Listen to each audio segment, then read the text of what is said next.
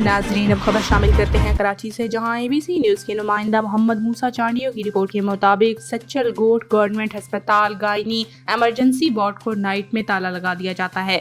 सिर्फ एक चौकीदार को अस्पताल के दरवाजे पर बिठा दिया जाता है। चौकीदार का कहना है कि डॉक्टर अपनी मर्जी से आते हैं और अपनी मर्जी से जाते हैं।